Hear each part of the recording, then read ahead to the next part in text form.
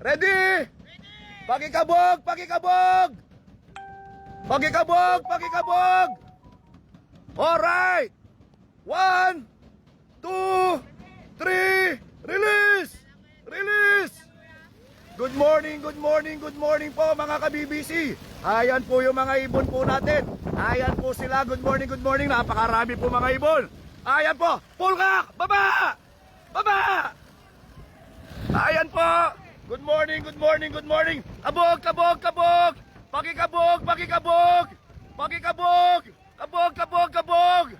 Ayan po yung mga ibon nyo. Good morning po mga ka-BBC Manila. Kabog, kabog, kabog!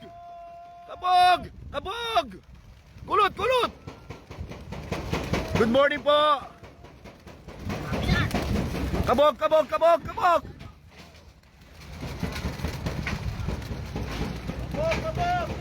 Gulot, gulot, kaya gulot, munta ako gulot.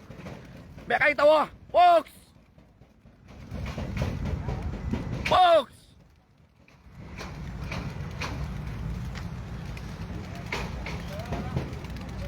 Ayan po. Atin pa yatakin po. Kabugan nyo lang banda babo. Atin pa babo. Meron pa sa taas. Meron pa dito, meron pa dito. Meron pa dito. Ayan pa oh. Meron pa. Ayan, isa pa. Meron pa. Kabog. Okay. Okay. Oh, sa taas. Good morning po.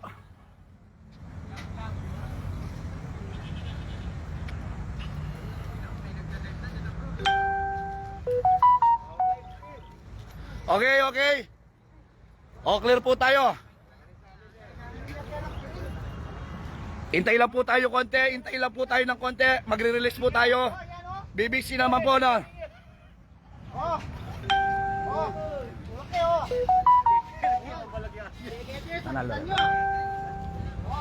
Good morning po.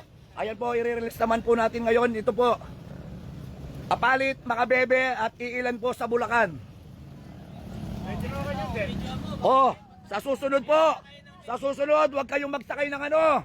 Yung ayan po ha. Huwag po kayong magsakay ng ganyan. Tingnan nyo po. Ayan po, may sakit po yung mga ibon. Sana huwag nyo pong isakay yung mga ibon tulad yan ha. Ayan po. Okay. 1, 2, 3, BBC Pampanga, release. Apalit and Makabebe. Alright. Good morning po mga ka-BBC. Ayan po yung mga ibon nyo, abangan nyo lang po. Mas mabilis po darating ang mga ibon. Pulka!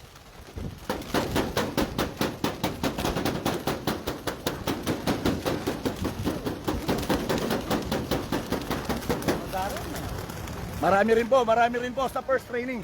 Ayan po, sinabay lamang po nila sa amin para hindi raw po sila mabigla sa conception. Ayan po yung mga ibon nyo. Ayan po, good morning po. Oh, good morning naman dyan mga idol. Alright. Oh, ayan po yung mga asawa nyo. Ayan, nasa bahay lang mga yan kasi nagkakalapati mga yan. Ayan po, marami rin pala. Oh, atin pa. Oh, kabog.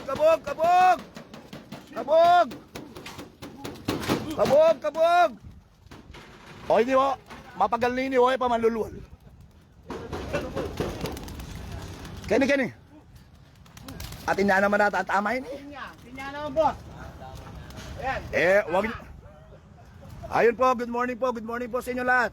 Sa susunod po, wag nyong isakay pag alam nyong may tama yung ibon nyo. Pag alam nyong may sakit ang ibon nyo, wag nyo pong isakay. Wag po kayong mandamay ng mga ibon ng may ibon.